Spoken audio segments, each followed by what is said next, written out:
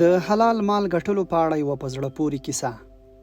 دا کیسه د سوریایي یو عالم او تکړه لیکوال شیخ علي طنطاوي رحمه الله په خپل کتاب ذکر الریاض کې لیکلې ده. په دې کیسه کې خورا زیات پندونه او عبرتونه دي. د قصې په نتیجه باندې که څوک سوچ وکړي نو یقینا ورڅخه ډیر څه زده کولی شي.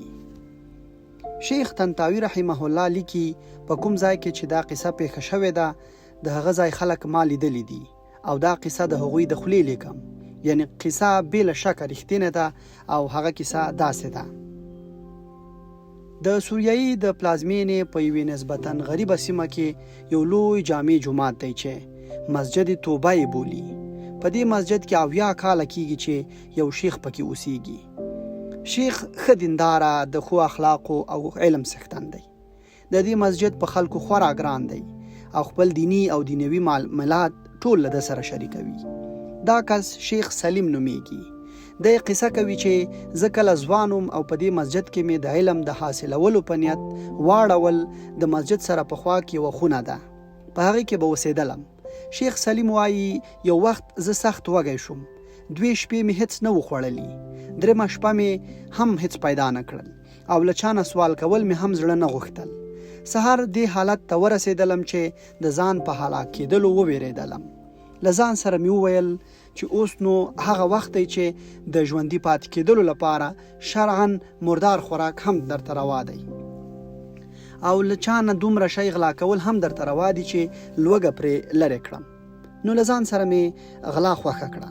شیخ سلیم وایي د دې سیمې کورونه ټول پخواني کورونه دي، ډیر ګڼ او له یو بل سره نښتي جوړ شوي دي. که د یو کور بام ته وخیږي د کورونو پای ته هم ځان رسولی شي.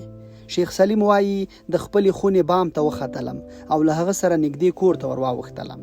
په کور کې ښځه وه، له هغې مې ځان پټ کړ. ورسره بل کور ته ورغلم، هغه کور خالی وو او ورښکته شوم. په کور کې مې د پخو خوړو بوی حس کړ.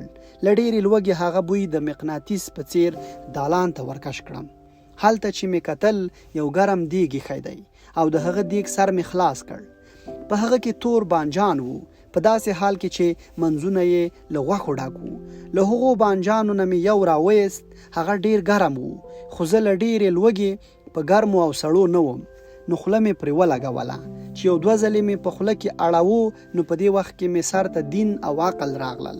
له ځان سره مې وویل د دیني عالم طالب یې، په جومات کې اوسې، پردي کور ته پټ راغلی او د غلا خواړه خوري. ګوله مې بیرته وغورځوله. په بیړه له کوره ووتلم او په منډه مې جومات ته ځان ورساوه. هلته زموږ استاد د طالبانو حلقې ته ناست و او درس یې ورته ویلو. زه هم ورته کېناستلم، خو د ډېرې لوږې په دې نه پوهېدم چې استاد څه وایي. لږ ځنډ وروسته درس خلاص او شاګردان رخصت شول. زه لا ناست ومه چې استاد ته یوه ښځه راغله. هغه مکمله په پرده کې وه، د استاد خوا ته کېناستله. څه خبرې یې ورته وکړې خو ما نه اورېدلې چې څه وایي. استاد زه ور وغوښتلم او راته یې وویل چې ته واده غواړې. ما ورته وویل زه په جیب کې دومره پیسې نه لرم چې ځان ته پرې وچه ډوډۍ واخلم، واده به څنګه وکړم. استاد راته وویل دا ښځه راته وایي موږ له بله ځایه راغلي یو او هیڅوک هم نه پیژنو. څه موده مخکې مې میړه مړ شو، د هغه کور او معاش ما ته راپاتې دي. زه بل څوک نه لرم، یو سپین ږیری تره لرم، هغه د جومات په کونج کې چې ناست دی هغه هیڅ هم نه لري، زما سره اوسي.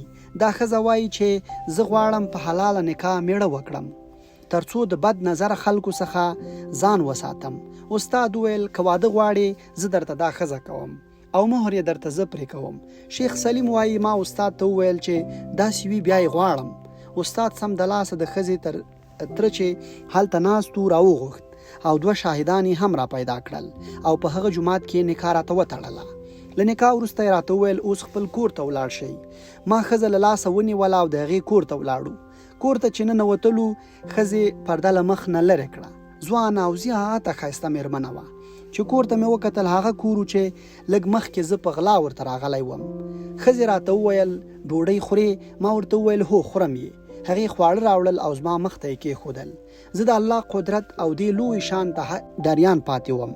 ښځې راته وویل چې ډیر ښه تور بانجان مې له غوښې سره پاخه کړي دي، خو عجیبه ده نه پوهېږم څوک دلته راغلي دي، له یوه نه یوه ګوله خوړلې ده. شیخ سلیم وایي زه دې حالت حیران کړم او د ډیر تعجب له امله په ژړا شوم او ژړغونه یې ومه. په ژړا کې مې هغه ته خپله قصه وکړه. هغه هم حیرانه پاتې شو او راته وویل د الله عجیب شان ته وګوره، د بانجان له یوې ګولۍ دې د هغه له ویرې پرهیز وکړ، نو مهربان ذات هغه بانجان له کور له مېرمنې سره ټول هر څه درکړل.